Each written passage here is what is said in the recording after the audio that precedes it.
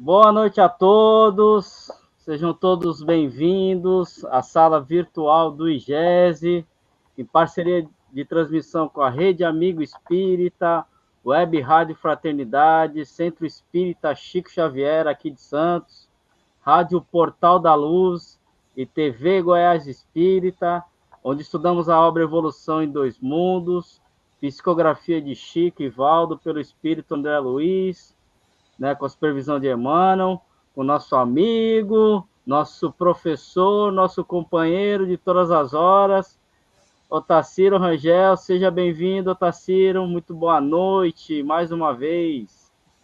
Boa noite, Ronaldo, boa noite, Ana. Hoje é um dia especial para nós, né? Tem que aguentar, né, professor? Nosso caro Ronaldo está aí completando mais um janeiro. Na verdade, um primavera. Mais um junho. Mais um ano de vida, e graças a Deus. Né? Que você possa ter suas experiências de vida cada vez mais ricas, que você possa acumular nessa encarnação todos os valores espirituais que você puder. Seja sempre feliz. Esse é o desejo nosso, de todo o nosso coração. Eu só tenho gratidão a Deus, né, pela vida, pela família que eu tenho, e também por essa oportunidade de poder trabalhar, né, de poder estudar, de poder compartilhar esses momentos com todos vocês, especialmente com você, né, Otacílio, que é um cara muito especial, uma pessoa realmente que eu admiro, que eu amo muito. Então, muito obrigado aí por essa oportunidade também. Muito bom. Então, hoje vamos começar o nosso estudo de justiça na espiritualidade. Muito bom. Mas antes disso, vamos fazer a prece, professor? Vamos fazer a nossa prece. Então, procuremos, nesse espírito alegre desse vídeo, com música tão bonita, com imagens tão estimulantes, mostrando um pouco do céu, do universo, das flores, de ambientes, né, que embelezam a nossa alma. Procuremos vibrar com os nossos melhores sentimentos, na busca de Deus, nosso Pai Celestial, na busca de nosso querido amigo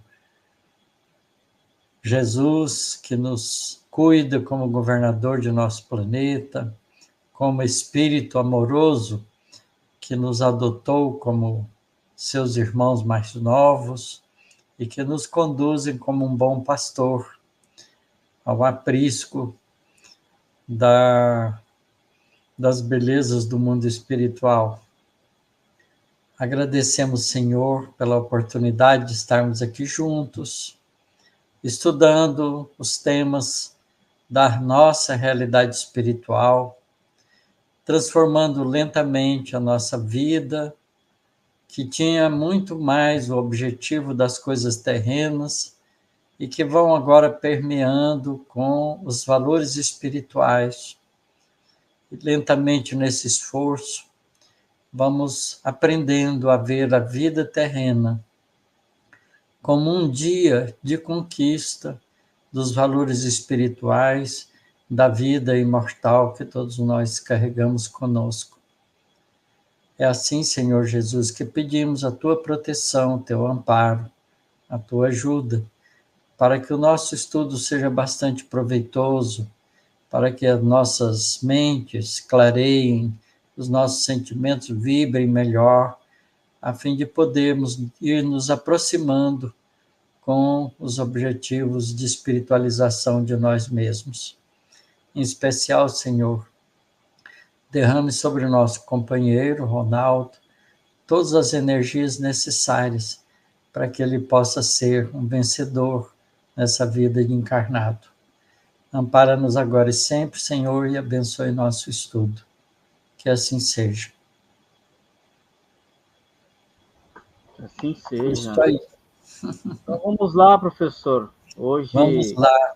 Segunda parte, capítulo 6, Justiça na Espiritualidade. É a sexta lição da segunda parte, ou capítulo 26, né, do livro como sequência. E ele, como esses capítulos depois do 20º, né, o 21º em diante, começa sempre com alguma pergunta que arremete à apreciação do André Luiz através dos dois médiuns, Valdo Vieira e Chico Xavier. E hoje, a justiça na espiritualidade começa com a seguinte pergunta: como atua o mecanismo da justiça no plano espiritual?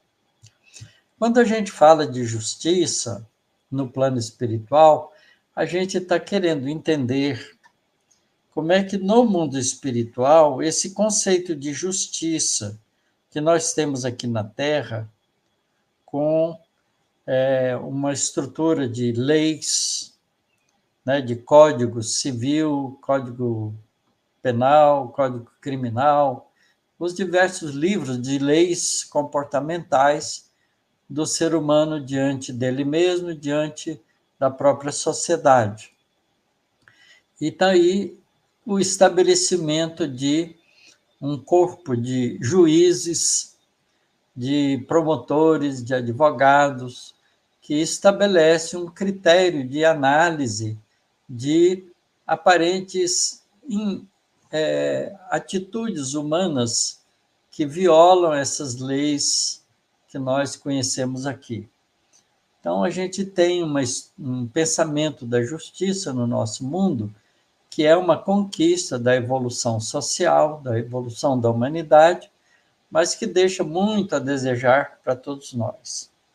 Quando a gente pensa em Deus como a inteligência suprema do universo, a gente, pensando assim, sabe que Deus, como inteligência suprema, não comete erros de nenhuma forma. Portanto, não há também injustiça, porque a justiça divina é perfeita. Então, a gente fica pensando como é que essa justiça divina age em nós. E será que no mundo espiritual, ainda adjacente à vida terrena, quando a gente desencarna, a gente está sujeito ao mundo espiritual, lá no mundo espiritual, a qualquer tipo de análise e julgamento daquilo que a gente fez na vida encarnada? Essa é uma ideia que todos nós, né, temos curiosidade em saber, todos nós temos alguma maneira de pensar nisso, mas a gente vai aprendendo na doutrina espírita que a lei de causa e efeito é uma lei natural que está inscrita na nossa própria consciência e ela vai se dando em nós mesmos por diversas razões, diversos processos. Então, essa pergunta, quando alguém faz a André Luiz, como atua o mecanismo da justiça no plano espiritual, é um tema realmente que nos interessa de perto e que a gente pode aqui entender com o que o André Luiz vai nos dizer. Então, ele começa respondendo assim: no mundo espiritual, de certo, a autoridade da justiça funciona com maior segurança, embora saibamos que o mecanismo da regeneração funciona, antes de tudo, na consciência do próprio indivíduo.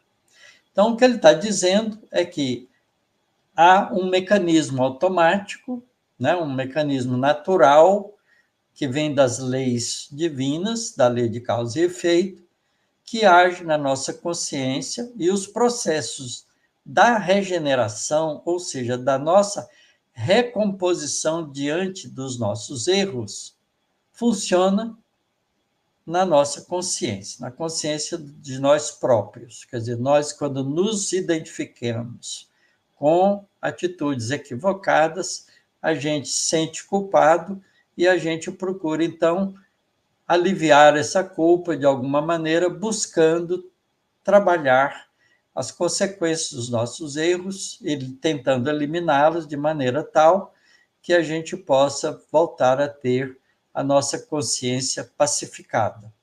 Mas, ainda assim, o André Luiz, nessa frase, diz que existe uma autoridade da justiça no mundo espiritual que funciona com maior segurança do que aquela que nós encontramos no nosso mundo material. Ainda assim, segue ele, existem aqui, como é natural, santuários e tribunais em que magistrados dignos e imparciais examinam as responsabilidades humanas, sopesando-lhes os méritos e deméritos. A organização do júri, daquele corpo de jurado, em numerosos casos, é aqui observada necessariamente, porém, constituída de espíritos integrados no conhecimento do direito, com dilatadas noções de culpa e resgate, erro e corrigenda, psicologia humana e ciências sociais, a fim de que as sentenças ou as informações proferidas se atenham à precisa harmonia perante a divina providência, consubstanciada no amor que ilumina e na sabedoria que sustenta. Então, é curioso isso, né? Quando ele coloca isso, ele está dizendo que há situações em que é preciso analisar atitudes de espíritos no mundo espiritual, como nós, como pessoas, principalmente quando envolve responsabilidades coletivas, não é? Esses espíritos são examinados por um conjunto de magistrados e júri, né, que possam avaliar fraternalmente, amorosamente, mas com o conhecimento profundo do direito, dos deveres e direitos de cada um, e com dilatadas, ampliadas noções do que significa culpa e resgate, erro e corrigenda, levando em conta claramente todos os propósitos envolvidos na psicologia humana e espiritual e as responsabilidades coletivas com as ciências sociais, a fim de que decisões possam ser tomadas e informações proferidas a um indivíduo que está sendo analisado, a fim de que ele possa encontrar os recursos para sua própria recuperação. Então, há um auxílio, eu diria aqui, nesse caso, que esses magistrados e júri vêm não com um propósito de fazer um julgamento, mas um propósito de ajudar o indivíduo a compreender o alcance das escolhas que fez em função das consequências que geraram, a fim de que essa pessoa possa encontrar nessa análise os recursos necessários para um processo de correção. Então, é muito interessante isso. E a gente vai encontrar claramente que há espíritos que voltam para o mundo espiritual, que fizeram atitudes, tiveram decisões muito graves, que prejudicaram muita gente e que nem sempre encontram neles mesmos a consciência clara ainda da sua própria responsabilidade. Por isso é preciso que haja alguma intervenção no sentido de auxiliá-lo diante disso. E ele continua dizendo: há delinquentes tanto no plano terrestre quanto no plano espiritual. E em razão disso, não apenas os homens recentemente desencarnados, os espíritos que voltam porque o corpo morreu, são entregues a julgamento específico, sempre que necessário, mas também as entidades desencarnadas que estão agindo de maneira inadequada no mundo espiritual, que no cumprimento de determinadas tarefas se deixam muitas vezes arrastar a paixões e caprichos inconfessáveis. Então, o fato da gente passar para o mundo espiritual não garante, né, dependendo do nosso estado evolutivo, que a gente vai agir de maneira diferente daquela que a gente agia enquanto estava encarnado. Por isso, a gente fica sujeito, né, à apreciação dessas ações, desde que elas tenham alcances que prejudicam outras pessoas, né? Mas, de qualquer maneira, qualquer decisão que a gente toma de maneira equivocada não deixa de criar nos espíritos que amam a gente estados de, eu diria, não propriamente de sofrimento, mas de desapontamento, porque esses espíritos que gostam da gente esperam que a gente procure evoluir, progredir para ser feliz. Então, esse tipo de ação ele é uma continuação do mundo físico para o mundo espiritual, mas com uma ação muito mais precisa, muito mais harmoniosa com as leis divinas, que são, antes de mais nada, leis de amor. É importante notar, segue ele, contudo, que quanto mais baixo é o grau evolutivo dos culpados, mais sumário, mais rápido é o julgamento pelas autoridades cabíveis. E quanto mais avançados os valores culturais e morais do indivíduo, mais complexo é o exame dos processos de criminalidade em que se emaranham, não só pela influência com que atuam nos destinos alheios, como também porque o espírito, quando ajustado à consciência dos próprios erros, ansioso de reabilitar-se perante a vida e diante daqueles que mais ama, suplica por si mesmo a sentença punitiva que reconhece indispensável à própria restauração.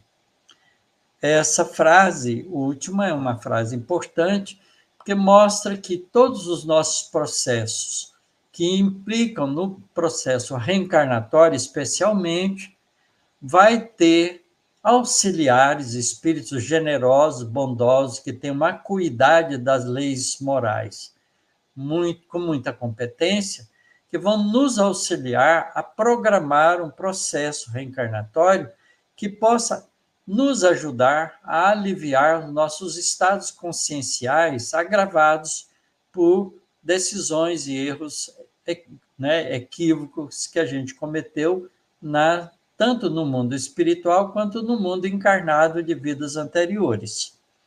Então, a lei de causa e efeito, ela pode funcionar de maneira natural, mas ela pode funcionar de maneira auxiliada, através desses magistrados, desse júri, dos aconselhamentos de espíritos bondosos, dos nossos guias espirituais, a fim de que nós, mais rapidamente, possamos, então, encontrar, não é, com as atividades que devemos desenvolver para recompor em nós a consciência tranquila.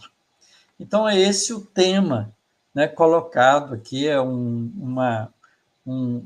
uma página de tamanho pequeno, mas ela é muito abrangente, porque ele resume de uma forma muito simples, não é, como a justiça no plano espiritual funciona.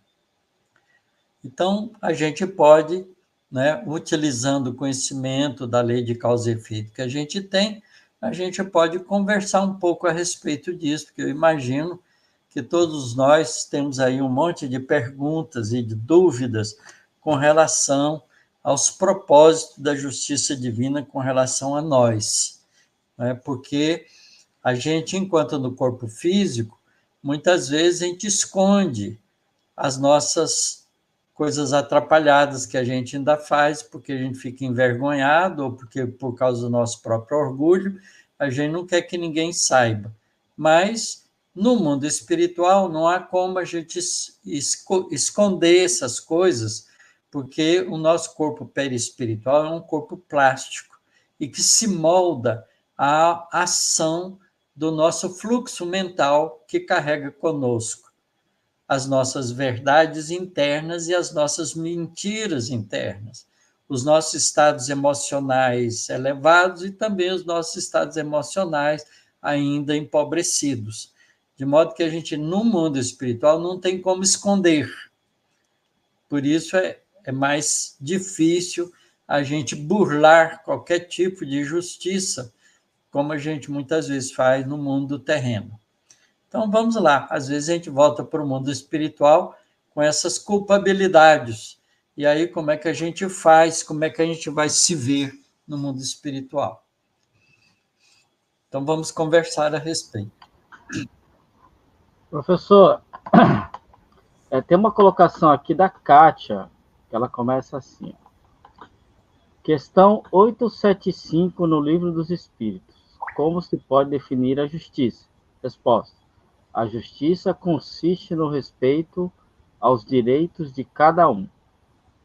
Isto. É uma resposta concisa que os espíritos dão, mas que é abrangente.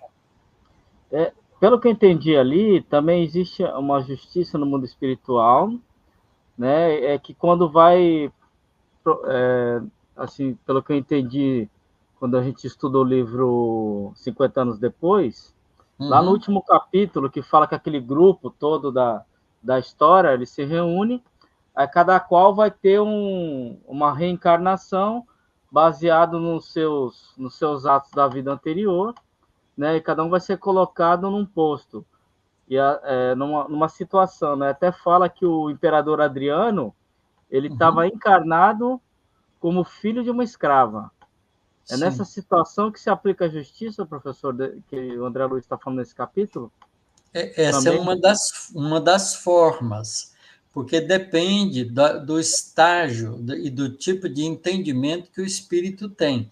Se o espírito não reconhece muito claramente as suas responsabilidades, então a reencarnação vai ensiná-lo para ele a diferença entre ter o poder e não ter o poder. Então, nascer como filho de um escravo é ensinar para ele o que é não ter o poder e sofrer as consequências daquelas mesmas leis, às vezes estabelecidas pelo próprio imperador, que deixou a vida física, mas que agora vai afetá-lo na condição de escravo. Então, essa é uma lei de retorno que é educativa. Mas quando o espírito reconhece no mundo espiritual isso e tem coragem e dinâmica consigo próprio, ele pode pedir novamente uma encarnação de importância para, na importância, corrigir os erros coletivos e abrandar as consequências do erro que ele cometeu anteriormente. Então, isso depende do nível em que o espírito encontra e como ele próprio enfrenta as dificuldades que ele mesmo gerenciou. Entendi. O Francarlo aqui colocou: a justiça aplicada é mais eficaz por haver a visão mais ampliada. Relembra o caso da senhora idosa nos portões em nosso lar. É Isso, a passagem, né, que o André Luiz está com a enfermeira lá e chega uma moça pedindo, uma senhora pedindo para entrar, né? isso. Ela tá cheia de pontinhos pretos nela, só que o André Luiz não enxergava. Isso, e no final ela era uma mulher que tinha trabalhado como enfermeira fazedeira de anjos, isto é, aborteira. Ela fazia aborto nas mulheres que queriam se libertar dos embriões, dos fetos da criança que ia nascer por ela. E ela então fazia isso achando, entre aspas, que estava ajudando a mãe, mas ela fazia isso por dinheiro, por vantagens e tudo mais. E ela sabia que aquilo não era muito certo. Mas ela não quis aceitar isso no mundo espiritual. Então, ela se faz de vítima no mundo espiritual e se aproxima de nosso lar, mas aí, como não há como esconder os feitos, aquilo estava fixado pela sua própria mente na estrutura do corpo perispiritual que demonstra o que a gente fez, o que a gente é, o que a gente está fazendo, como a gente pensa, como a gente sente. E aí um bom observador que tem perspicácia, que tem evolução para isso, percebe só analisando externamente e vê que ela não tinha condições ali de receber aquilo que ela reclamava.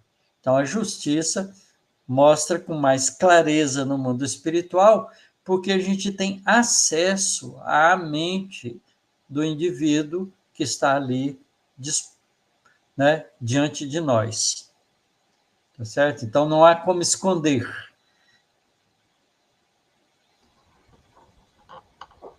E aqui a Kátia colocou, concluindo, sobre aquela questão que ela colocou lá, né?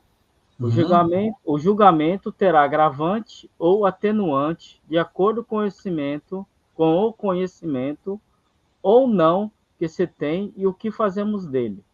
E a consciência resulta em responsabilidade.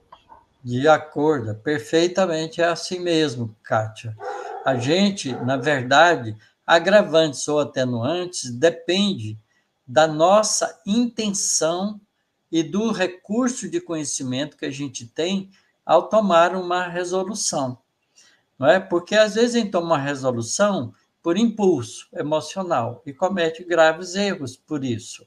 Às vezes a gente toma uma decisão, não é? Porque a gente pensa, analisa e planeja, porque a gente vai levar uma vantagem sobre aquilo. E a gente, então, se faz isso em detrimento e em sofrimento de outros, isso é um agravante para nós, porque a gente tem consciência de que está planejando uma coisa que não, nós não gostaríamos que fosse feito para a gente. Já tem essa noção. Então, isso é um agravante também. Há atenuante, por exemplo, no caso do impulso emocional, porque o indivíduo ainda não tem autocontrole. Ele não fez aquilo por uma decisão, não é, calculada, mas por um impulso emocional. Então, nesse caso, não há a intenção precípua de prejudicar, mas faz no impulso do descontrole. Então, nesse caso, tem alguns atenuantes. Então, tudo isso no mundo espiritual é analisado com uma precisão muito maior do que aquela que a gente tem, que a gente faz aqui no planeta Terra, né? Na vida encarnada, porque a gente nem sempre tem as informações adequadas para isso. Por isso que a nossa justiça precisa buscar provas. E no mundo espiritual, a prova está no próprio indivíduo que se sente responsabilizado.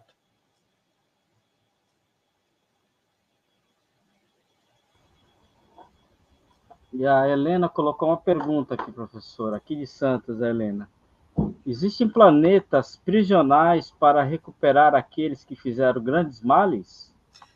Existem planetas prisionais para recuperar. Veja bem, não é para aprisionar, é para recuperar aqueles que fizeram grandes males. Vejam, por exemplo, imagine um indivíduo que toma uma atitude, ele é uma pessoa importante e as atitudes dele têm alcance a milhares de pessoas, certo? Um governante, um imperador, um líder religioso, né, um artista que tem influência sobre muitas pessoas. Enfim, pessoas que têm liderança e que têm uma capacidade muito grande de ser seguido por outros. E hoje, veja bem, hoje é uma brincadeira, mas há muitas pessoas que buscam ser influencers, influenciadores na internet. E eles não sabem o risco que estão cometendo com isso. Então, vejam bem, ser influenciador para o bem é uma coisa, ser influenciador que leva pessoas ao sofrimento é um processo grave. Então, espíritos assim, quando desencarnam, acaba tendo uma quantidade imensa de inimigos, porque a atitude dele feriu muita gente. E como é que ele vai se ver no mundo espiritual com aqueles que foram, não é, feridos por ele, que vão desencarnando e vão atrás dele? Vão buscando ele porque querem vingança, que querem desforra, querem uma atitude de retratação. Então, se é uma quantidade muito grande de espíritos, esse pobre coitado que teve essa atitude infeliz de ferir muitas pessoas, não vai conseguir se libertar tão cedo.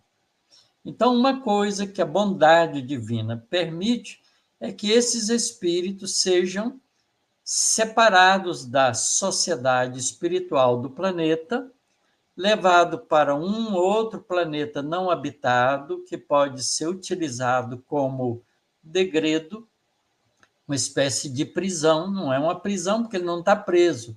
Ele fica ali, mas ele fica solitário. Então, longe do alcance dos inimigos. E fica ali por um tempo relativamente grande. Nessa posição, ele vai refletir, ele vai se sentir sozinho e vai refletir no que fez. Ao mesmo tempo, vai dar tempo para os seus inimigos seguirem o próprio curso da vida, porque não o encontram, e vão cuidando da própria vida, vão progredir, evoluir e esquecer da cobrança. De modo que alivia dos dois lados. Então, a misericórdia divina permite que isso aconteça.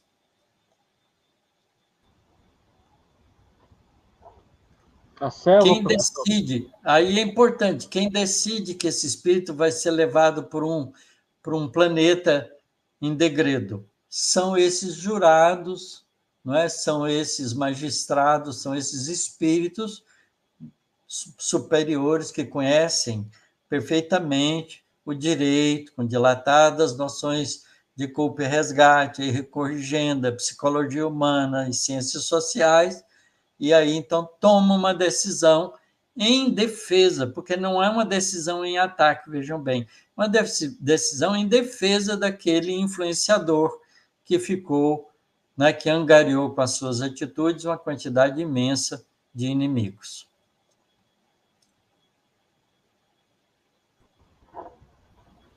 E a selva colocou, professor, no capítulo 7, o céu e o inferno, o Código Penal da Vida Futura. Está em concordância com o que está escrito, com o que está aqui, não é?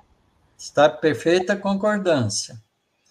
Exatamente o que a gente lê lá é que o Kardec coloca muito bem, porque o problema da culpa não basta você pedir desculpa, você tem que arrepender-se, pedir desculpas, mas reconstruir no lugar os valores que deveria ter feito e não fez.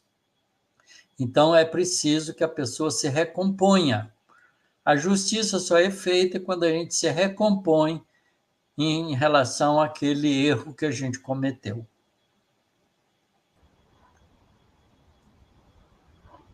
E agora, veja, Ronaldo, aqui para completar, pode ficar aí junto comigo, para completar, como isso é diferente, não é, de outras teorias religiosas que achava que se você pedisse perdão no final da vida e fizesse alguma oferta, não é, aparentemente caridosa, você se libertaria da responsabilidade do erro. Não funciona assim, certo? E também tinha aquela situação que vinha um padre também, né, professor? E no final lá dava a extrema-unção, está livre de todos os pecados. Quer dizer, fez de tudo na vida, chega ali no momento, pronto. Nenhum de nós, a rigor, tem qualquer autoridade de dizer para uma pessoa que ele está livre dos erros dele. O que a gente pode dizer é que quando a pessoa realmente consegue se libertar das consequências do erro e das consequências do erro, ele se sente pacificado em sua consciência. Foi um pouco o que aconteceu com o Elvídio, né, no final da vida dele, que ele teve aquele encontro com Célia, né, com o irmão Marinho, aí ela deu aquela orientação para ele, ele foi lá e conseguiu, no final da vida, né, amenizar, podemos dizer assim, tudo aquilo, né? A rigor, você pode começar a consertar no final da vida, mas vai precisar de trabalhar muito no mundo espiritual, reencarnar com aqueles que criou o prejuízo e recompensá-los para poder ficar quites com a consciência. Tá certo. E aqui a Patrícia colocou: em nosso lar, em um momento, André recebe uma carta de recomendação para um trabalho. Se lá as mentiras são rapidamente percebidas, por que precisou da carta? Não bastava dizer fulano me recomendou? Bastaria, em princípio, mas isso, veja bem, no mundo espiritual, próximo a nós, ainda há uma série de quesitos semelhantes ao do nosso cotidiano da vida. Isso significa, tá certo? Não só para o indivíduo que vai lá e fala, olha, fulano me recomendou, mas aquela carta dá para o indivíduo, não é a recomendação, a rigor, não é para convencer o indivíduo que vai te aceitar. É mais para você se sentir apoiado junto ao outro. Entenderam? Imagina o seguinte, né? Que o nosso ministro Clarencio, que recomendou o André Luiz, por exemplo, recomendou para um outro, né, chefe de um trabalho lá no outro ministério. Quando ele faz isso, é claro que o ministro Clarencio pode imediatamente pensar e falar com o outro por pensamento, transmitir a ideia, ó, estou te mandando aí um fulano chamado André Luiz, você coloque ele nos seus trabalhos, junto com os seus companheiros, que eu recomendo ele para você. Não precisaria da carta, mas para o André Luiz, a carta teve um funcionamento diferente. Ele se sentiu apoiado quando ele se apresenta ao outro chefe do trabalho. Então, aquilo tem um efeito psicológico de apoio. E os espíritos fazem isso para ajudar o indivíduo, não porque é necessário.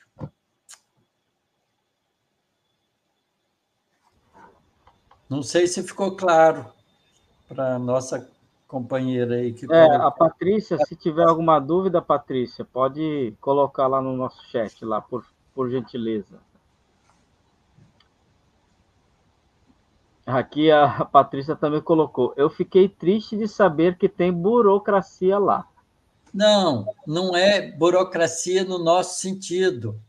A burocracia nossa é emperradora do funcionamento. Lá funciona eficientemente. Veja bem, eu vou falar um pouquinho sobre isso, porque eu acho que é importante. A burocracia no nosso planeta foi inventado para facilitar o trabalho e agilizar o trabalho.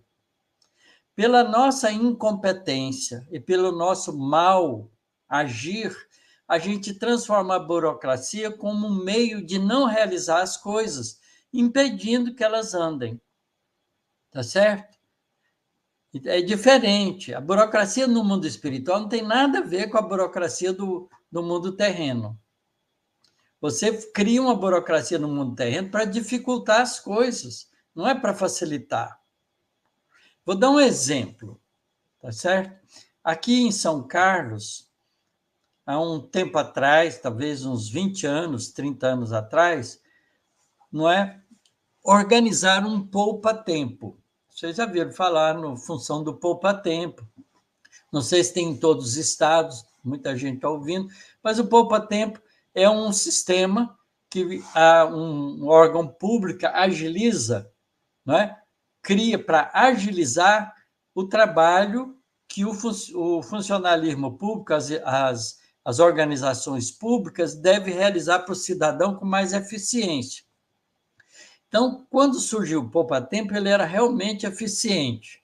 À medida que foi sofisticando o trabalho, foi criando mais burocracias, e agora você não vai lá, entra numa fila e é atendido, você tem que agendar através de um sistema computacional, pela internet e tal. E tem muita gente idosa que nem sabe fazer isso. Então, vocês vejam que, ao invés de criticar uma burocracia para facilitar, ela começa com o processo de facilitar, mas depois ela vai criando regras e regras para emperrar o funcionamento.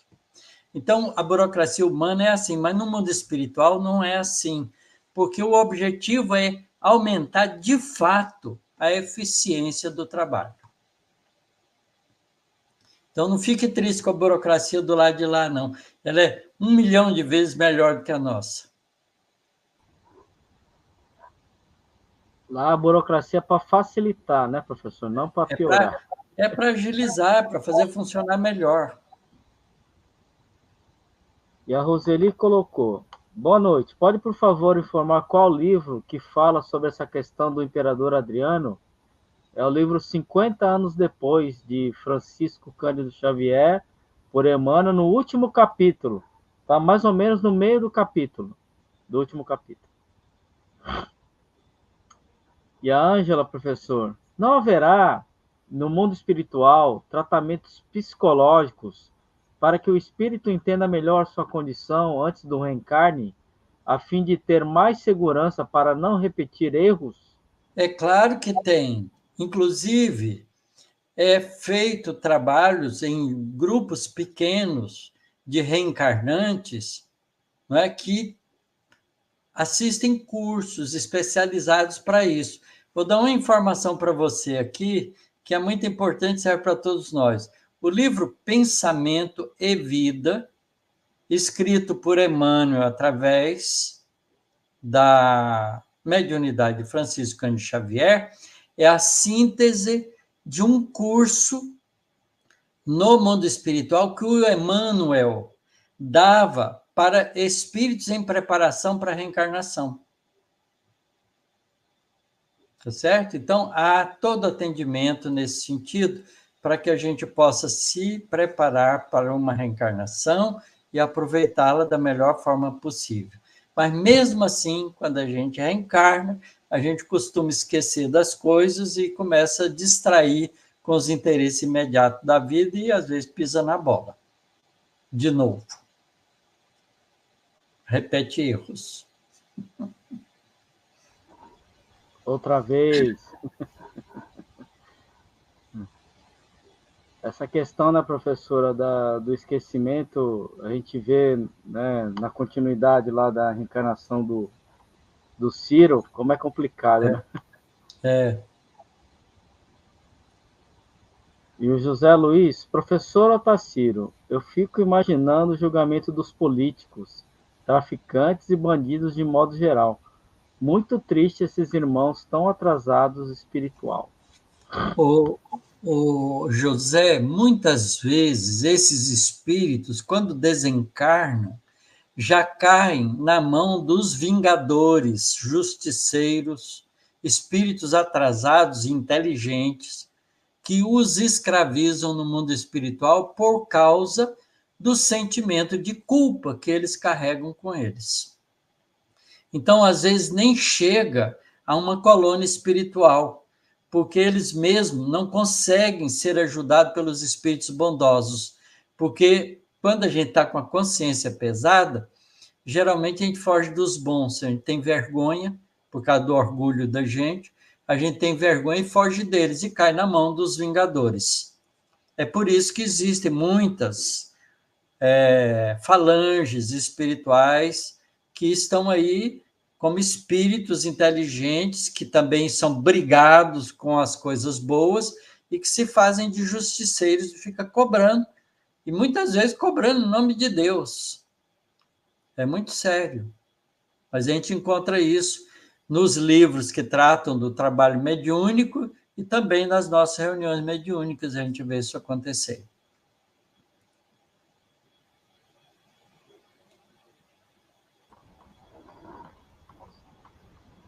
E aqui, professor Antônia Clara colocou: esse júri também orienta problemas criados no plano espiritual, não é?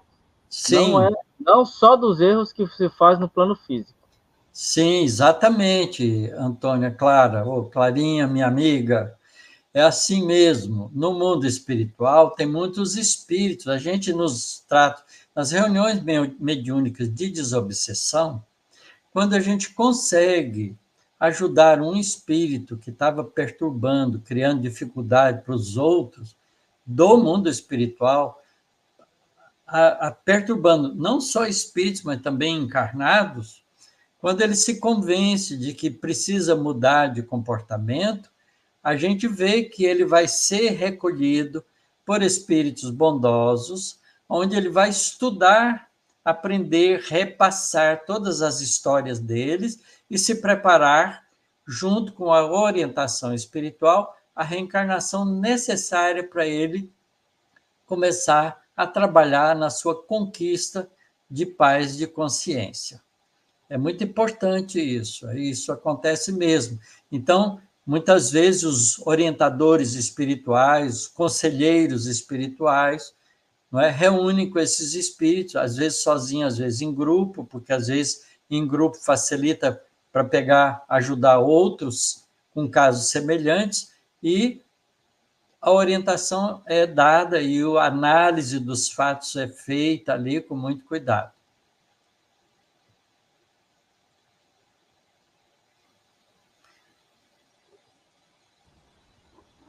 Eu estou clicando, mas não está entrando.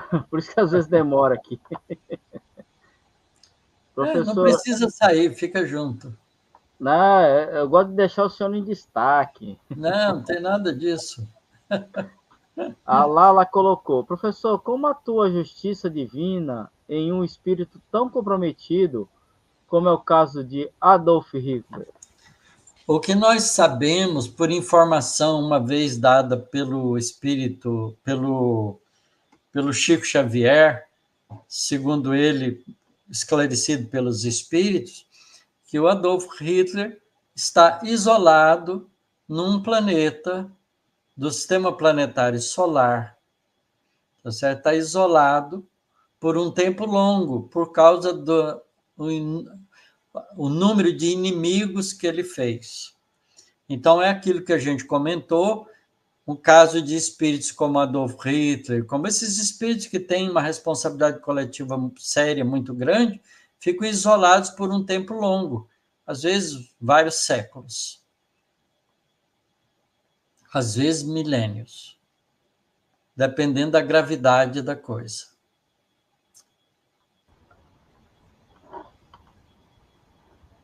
E a Lauro Cardoso, perdão.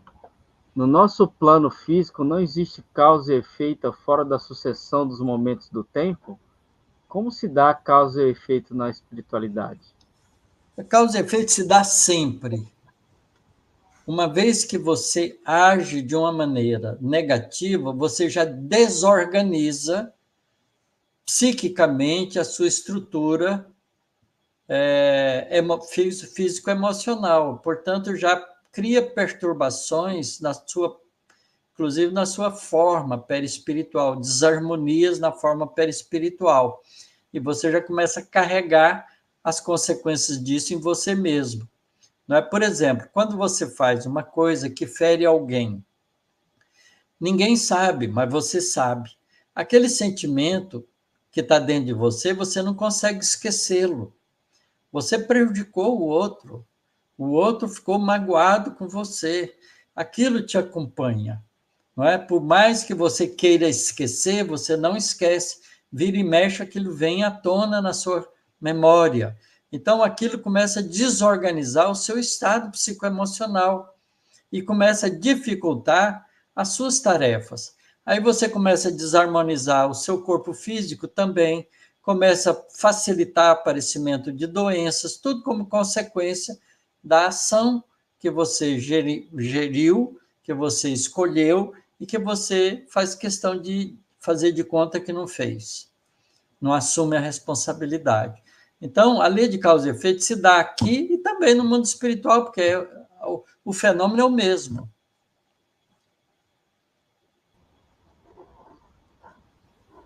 É que na questão aqui, professor, no plano físico, né, muitos acham que demora um pouco, né?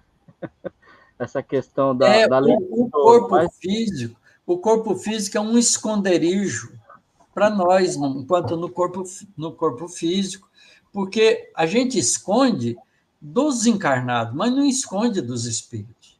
E às vezes nem esconde dos próprios encarnados, porque quando a gente dorme, o indivíduo que ficou machucado dorme com raiva do que machucou ele. Então ele vai encontrar ele no mundo espiritual para pedir satisfação. Então a pessoa tem pesadelo, acorda sem saber por quê. Nossa, tive um pesadelo horrível, alguém estava me cobrando as coisas que eu nem quero saber e tal, e fica por isso mesmo, mas já começa o sofrimento por isso, por essa forma. Então não há como escapulir. e a Luciana perguntou: professor, boa noite, professora Tassira. Desculpe, mas não pude deixar de observar que, querida sua casa, cheia de objetos, que se percebe são cheios de amor. Não é uma pergunta, é uma É uma colocação. colocação. Oi, Luciana. Eu gosto da casinha, mas eu aprendi com a minha querida esposa, que já foi para o mundo espiritual, a ter uma casinha bem organizada. Ela era muito organizada, gostava das coisas bonitinhas, dos enfeites, e eu mantenho isso na minha casa. Muito Me lindo traz mesmo. alegria. De vez em quando vem uma orquídea ali, né, professor? Toda florida. Eu tenho várias orquídeas aqui fora no quintal. Quando começa a dar flor, põe para dentro. E aqui a Selva fez uma colocação. Pena não é castigo, deve ser, é consequência, deve ser, né? Exatamente. Não existe essa história. Ninguém nos castiga. Nós nos castigamos por causa da consciência nossa. Agora, quando a gente é esperto, a gente não se castiga. A gente trata de corrigir em tempo. É aquilo que Jesus ensinou para a gente. Jesus ensinou isso para a gente há 2000 anos. Reconcilia com teu adversário, está no Sermão do Monte. Reconcilia com teu adversário enquanto estás a caminho com ele, para que esse mal reconciliado não fique fixado. Porque se você não reconcilia, serás entregue ao juiz, o juiz te julgará, te entregará ao oficial de justiça e serás encarcerado e pagarás até o último ceitil numa linguagem da justiça humana. Isto é, você adia o problema, você não cria os recursos da reconciliação e de diminuir as consequências do erro que você cometeu. Então, o que acontece? Você transforma isso em expiação para uma vida posterior. E a Ana Mota, professor, colocou aqui a pergunta. Professor, como o senhor analisa a citação de Emmanuel no livro Consolador, acho que é página 243, que Jesus evoluiu em uma linha reta? Olha, essa é uma questão muito interessante. Eu não sei até que ponto o Emmanuel tem profundo conhecimento disso.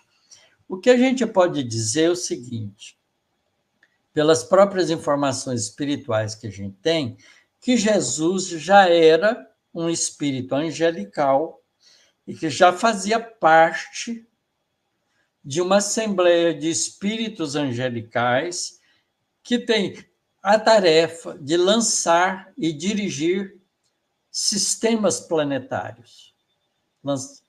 Essa falange de espíritos, do qual Jesus faz parte, se reuniu há 4,6, 4,8 bilhões de anos atrás, talvez 5 bilhões de anos atrás, não sabe precisar a idade, tá certo? Para lançar as balizas de formação do sistema planetário solar. Se reuniram nas proximidades da nebulosa solar, antes da formação do sistema planetário. Era uma massa de matéria cósmica cheia de átomos e já estruturas moleculares, não é? Que foram condensando sob a ação das forças físicas, dirigida por esses espíritos angelicais, aglutinaram utilizando a força gravitacional para formar a estrela central de átomos leves, hidrogênio e hélio, e os átomos pesados na sua periferia foram aglutinando para formar os planetas. E Jesus assume a tarefa de governar a Terra desde então. Tá certo? Isso não significa que ele não faça outras coisas, porque ele é um espírito angelical que faz parte de uma assembleia de espíritos angelicais. Tá certo? Já é um espírito competente. Isso significa que Jesus não evoluiu no sistema planetário solar. Ele é anterior. E se ele já era angelical, ele deve ter desenvolvido num sistema planetário que pode nem existir mais. Porque, não é? A gente não sabe quanto tempo um espírito leva, mais ou menos, para sair de mundo da fase de princípio inteligente e chegar a espírito angelical. Mas são milhões e milhões de anos, com certeza, ou bilhões de anos, a gente não sabe calcular isso, mas a gente é espírito imortal, não importa o tempo. Importa que todos nós vamos conseguir isso. Jesus já tinha conseguido isso antes da gente existir, antes da gente ser criado. Portanto, para nós, os terrenos, aqueles que vivemos na Terra, inclusive Emmanuel, é muito difícil a gente ter informações precisas sobre a evolução de Jesus, porque ela é muito anterior a nós. Tá certo? Então, dizer que ele progrediu em linha reta ou que ele cometeu erros pelo meio do caminho, é muito difícil para nós dizer isso. Mas, quando a gente lê o Livro dos Espíritos, Kardec faz uma pergunta muito importante. Qual é a diferença de um espírito puro, que seguiu com o menor número de erros possível, e aquele que cometeu muitos erros, quando os dois já são puros? É nenhuma. Portanto, isso não faz sentido a gente ficar preocupado com essa história de se Jesus foi em linha reta ou em linha curva. O fato é que ele é um espírito angelical muito anterior a todos nós. E que todos nós, certo ou errado, pisando na bola ou cometendo desatinos, um dia também seremos espíritos angelicais. E a Valdicéia Nascimento colocou: imaginemos os políticos. Pois é, mas a gente, quando faz isso, a gente precisa tomar cuidado, porque a gente generaliza, não é?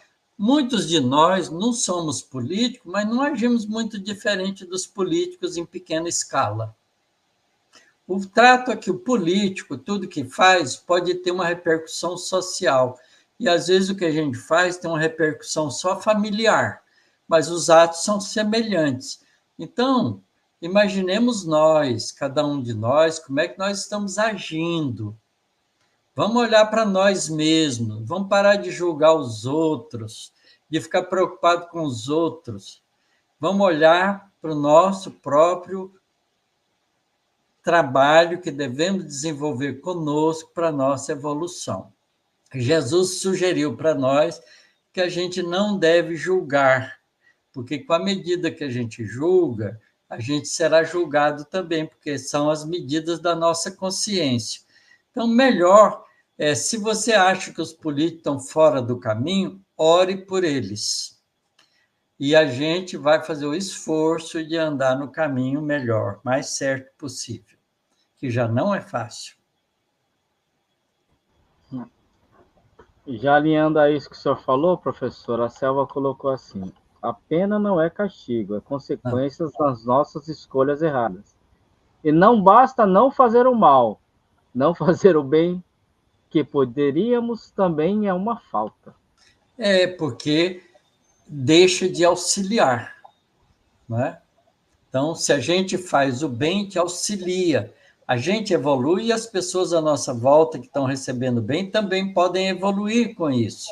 Se a gente não faz, quer dizer, esse negócio de ser neutro, não existe neutralidade, porque neutralidade é que nem um terreno que ninguém está cuidando, o mato cresce. Então, a pergunta agora, professor, do José Aristides. Desculpa. Uma vez desencarnado e estar exposto em nós mesmos à justiça, como explicar a revolta de alguns espíritos alegando injustiçado? Eles não conseguem se ver? Não consegue se ver ou escamoteia a sua própria visão. Olha, eu tenho um amigo que é juiz. Esses dias eu estava conversando com ele e ele me disse uma coisa impressionante, que uma boa parte das pessoas que têm o hábito de roubar, né, de roubar dos outros, eles geralmente também são profundamente mentirosos. E eles falam as mentiras deles com tanta convicção que você fica com vontade de libertá-los, de não dar pena nenhuma para eles. Veja só, às vezes o indivíduo se convence de que ele não estava errado.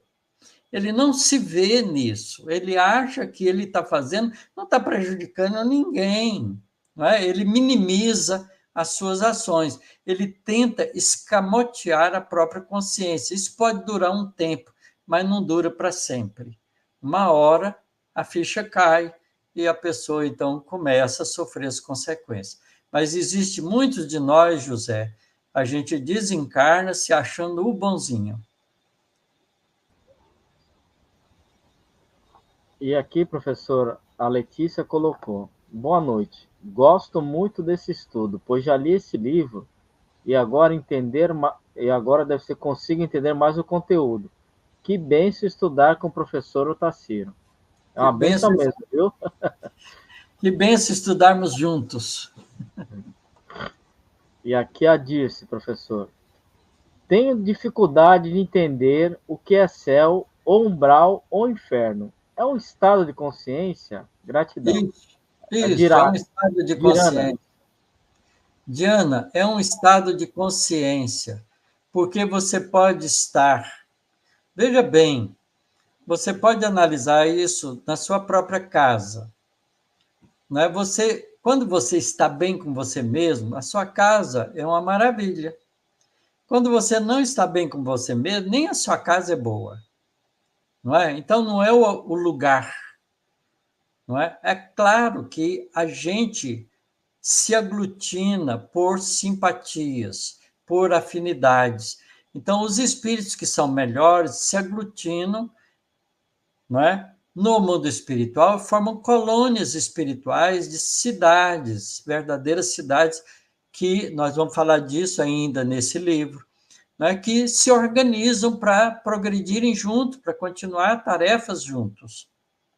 E os espíritos que são revoltados, agressivos e que têm vergonha dos espíritos melhores se aglutinam e formam as regiões de dificuldades, as favelas espirituais que a gente chama de umbral ou inferno, porque inferno, eu não gosto da palavra inferno, porque há uma conotação no inferno como se fosse eterno. E não existe nada de sofrimento que seja eterno. Só o bem é eterno. Então, o que significa que não existe inferno, mas existem zonas espirituais de sofrimento, de muito sofrimento. Mas essas zonas de sofrimento vão lentamente sendo auxiliadas, ajudadas, os espíritos vão evoluindo e elas vão deixando de existir, na medida que o espírito evolui.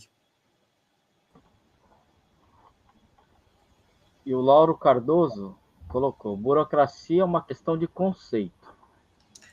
Mas o conceito, claro, da burocracia, se você lê, não é, sobre burocracia, por que definiram essa palavra, né? Porque cracia vem de kratos, do grego, que significa governar. Então, burocracia é governar de um escritório, governar de um local, com regras e com leis. Esse é o significado.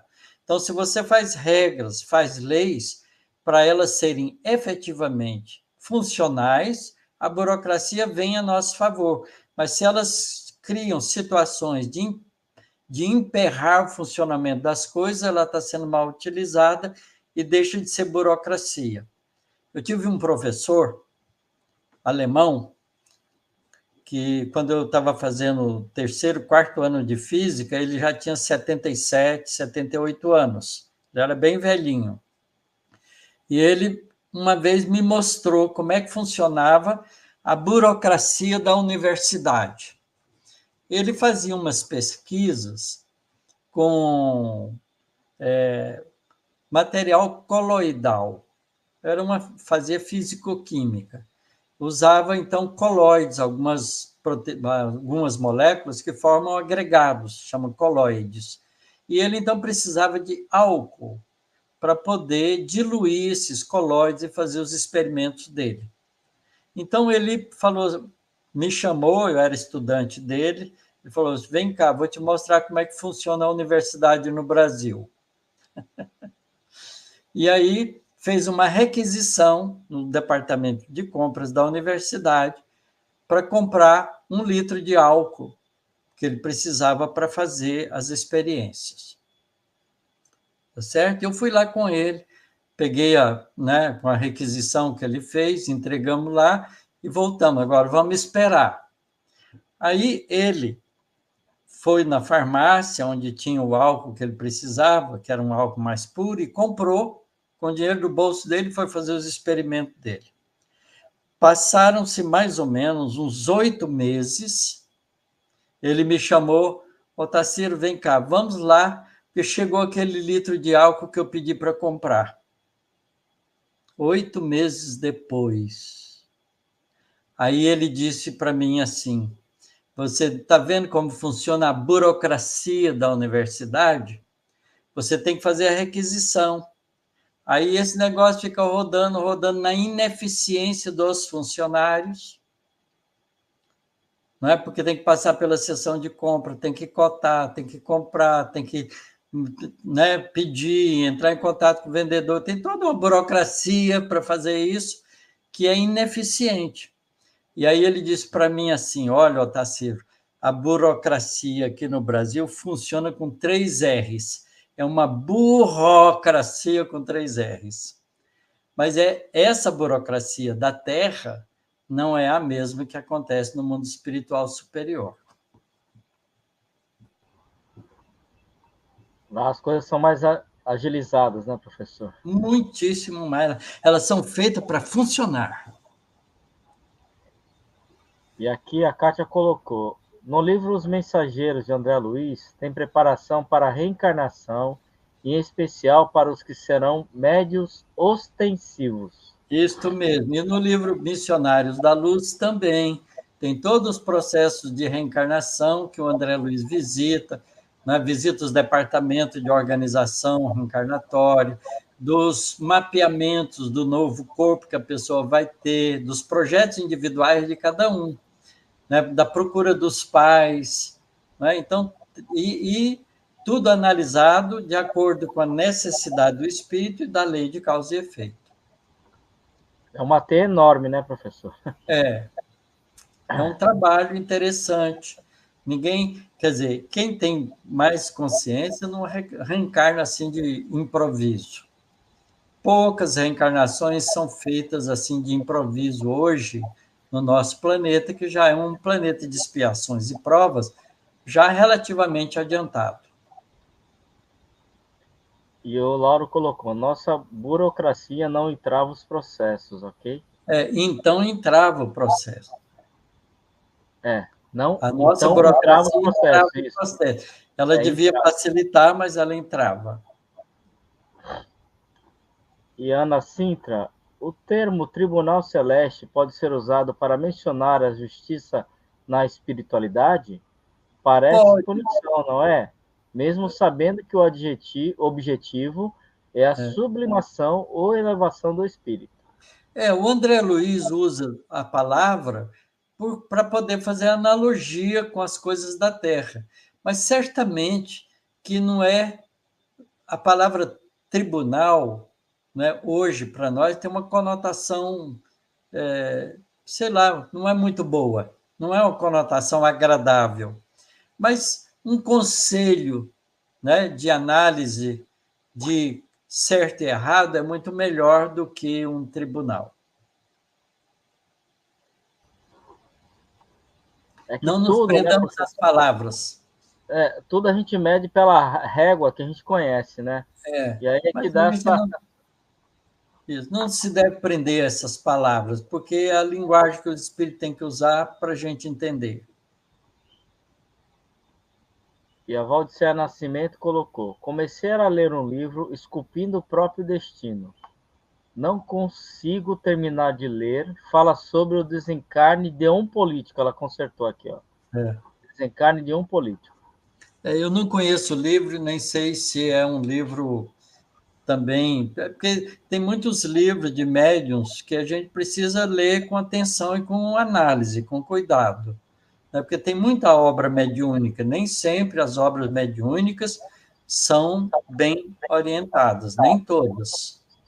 Quando o médium é bom, é seguro, é correto, o espírito também que escreveu é um espírito, né? Tudo bem, mas nem sempre a gente tem isso. Então, obras mediúnicas têm que passar pelo crivo da razão. E aqui, a professora Patrícia perguntou sobre aquela questão daqueles planetas que são usados. Pode usar planeta, pode usar luas, satélites, não há nenhum problema. O universo está inteiramente aí para ser usado. Nós temos uma galáxia Tem pouca, né? que Pouco tem. mesmo. Mas a nossa própria galáxia tem da ordem de 200 bilhões de estrelas com sistemas planetários. Lugar não falta.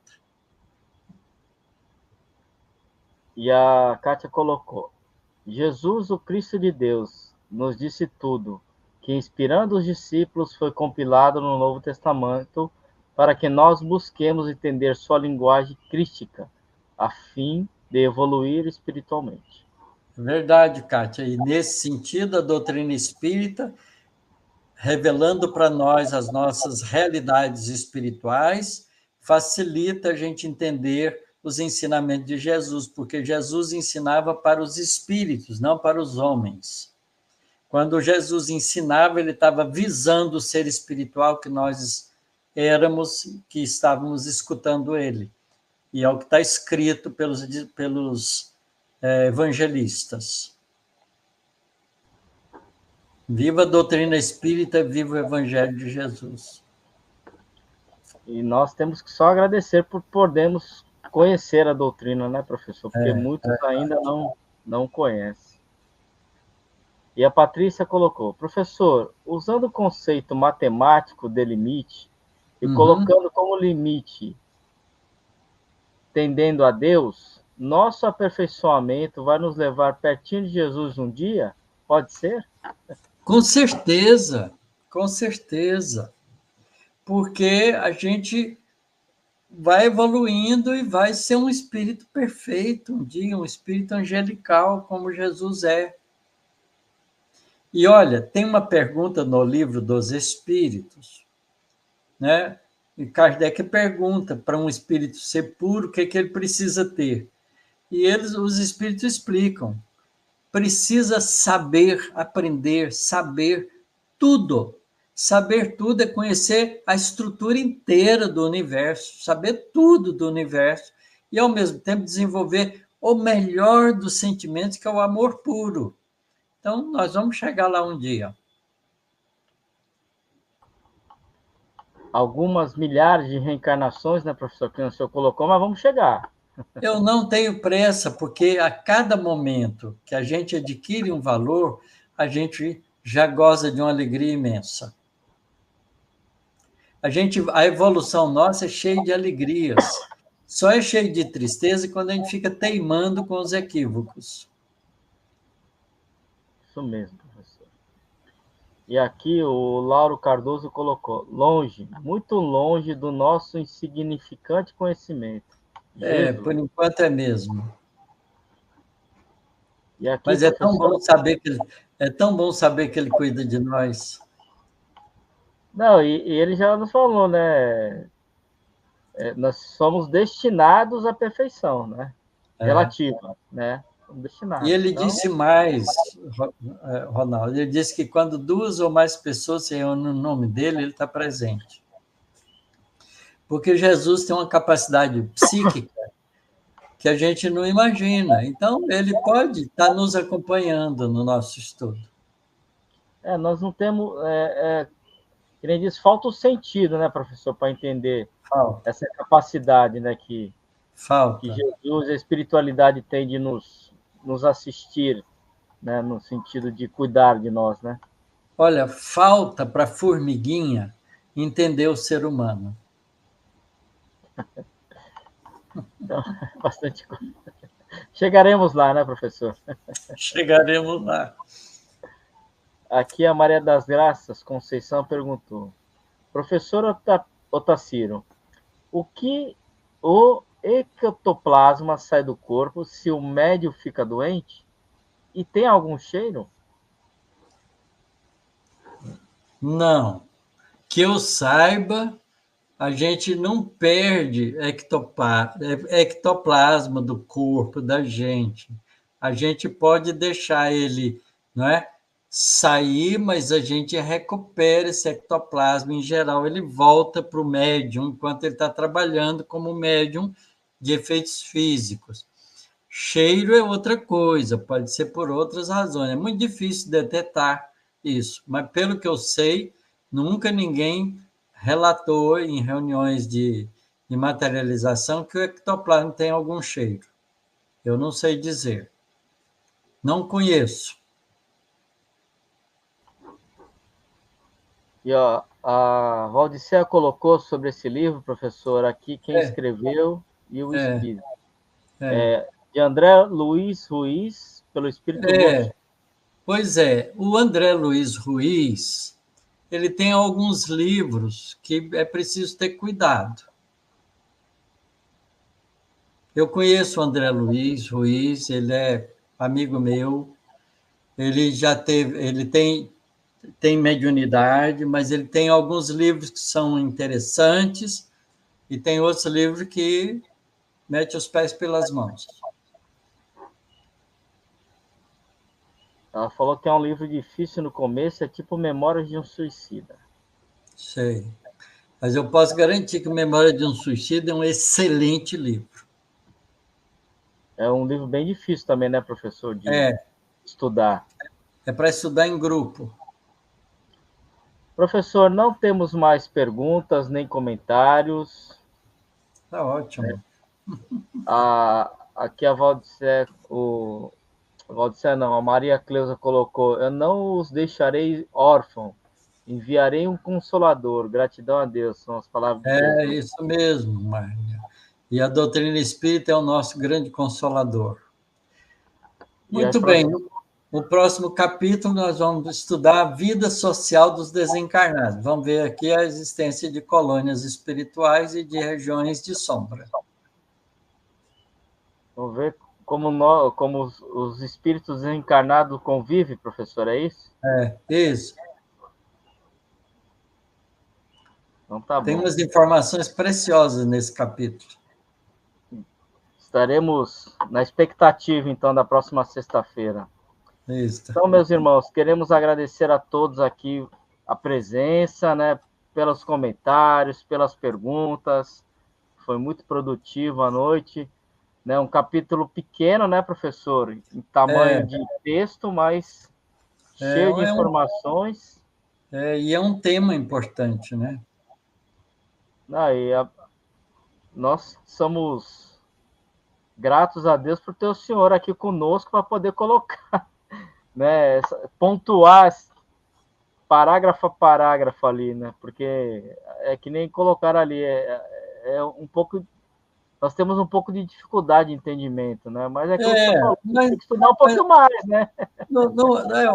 A razão é a seguinte, né? É que eu gosto de estudar, gosto de aprender. Eu estudo a doutrina espírita desde meus 18 anos de idade. Estudo, não leio só.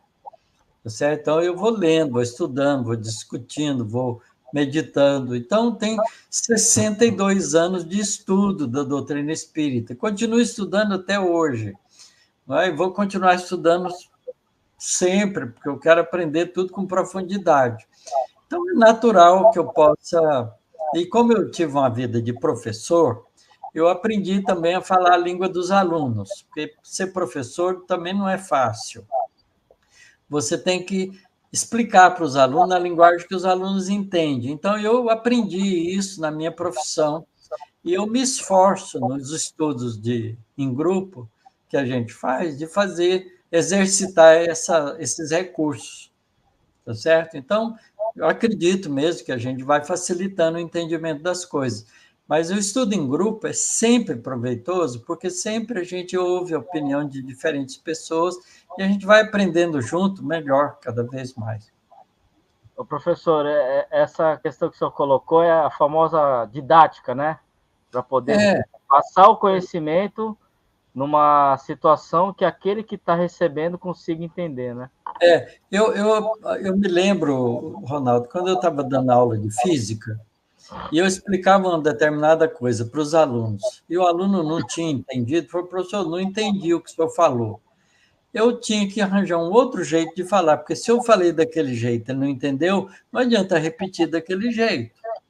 Então, eu procurava alternativas para explicar as coisas. Eu fui aprendendo, não é, a utilizar da linguagem para deixar um pensamento mais claro. E é isso que eu me esforço para fazer sempre. Que bênção, que bênção é você na nossa vida, professor. Mas é gente um na vida do outro. É E uma a troca, Marlúcia sempre uma colocou, troca. que maravilha de estudo. Pena que cheguei atrasada. Vou ler os capítulos anteriores. Muita gratidão. Lembrando que todas as lives ficam gravadas nos canais, né, dos parceiros, do IGESE. Isso. Todos Seja os sempre parceiros. bem-vinda, Marlúcia. Meus amigos, só temos que agradecer a presença de vocês, por estarmos aqui compartilhando esses conhecimentos, pelos comentários, pelas perguntas, pela noite. Fomos mais de 150 telas ligadas, mas sei que tem muitas mais pessoas unidas no mesmo ideal de querer aprender, de querer se melhorar, né, professor?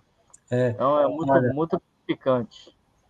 a, a Laura disse que é humildade. Humildade está longe de mim ainda, mas é um dos meus objetivos. Daqui, exemplo de humildade, professor. Obrigado.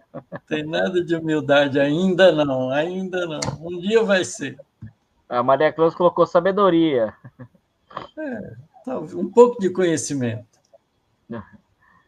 Então, professor, vamos encerrar com uma prece? Vamos. Você hoje faz as preces. Ah, eu Nós faço. vamos ter um aniversariante fazendo a prece aqui.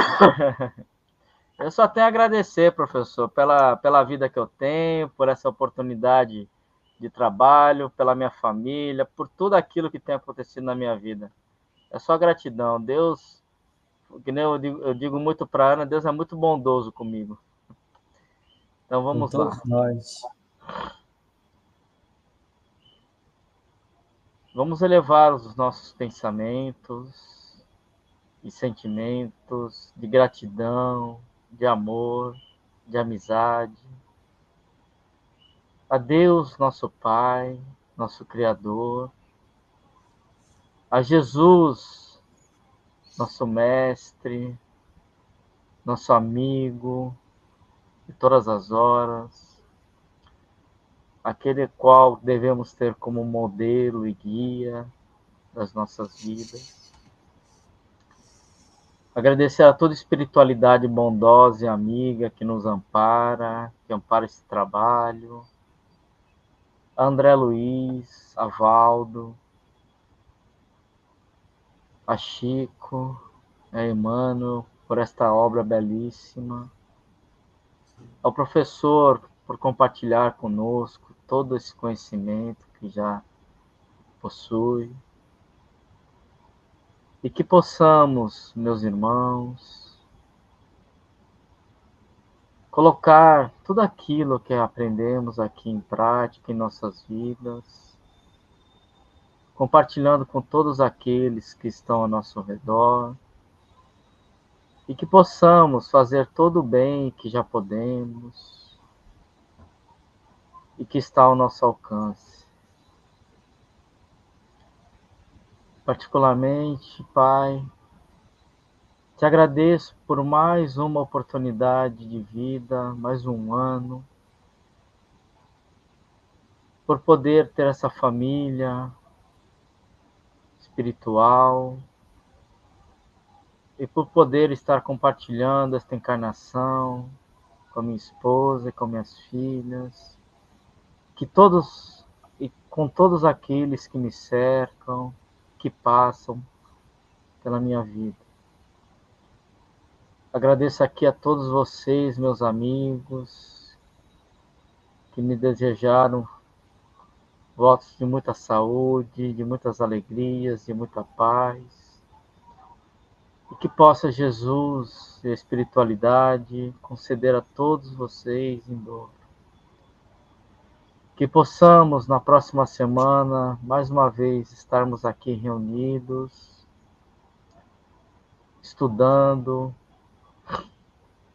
e por que não trabalhando, porque quando vibramos no bem, sabemos que a espiritualidade bondosa usa todos esses fluidos, essas vibrações de amor e de amizade, em prol daqueles nossos irmãos que estão passando por situações difíceis.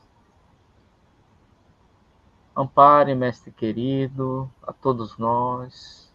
Continua a nos guiar neste mundo que nos abriga, que nos acolhe.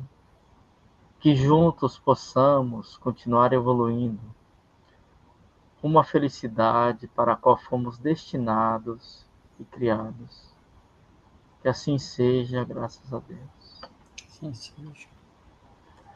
Boa noite, meus irmãos. Fiquem todos com Deus e até a próxima. Tchau, professor. Um beijo. Um abraço a todos.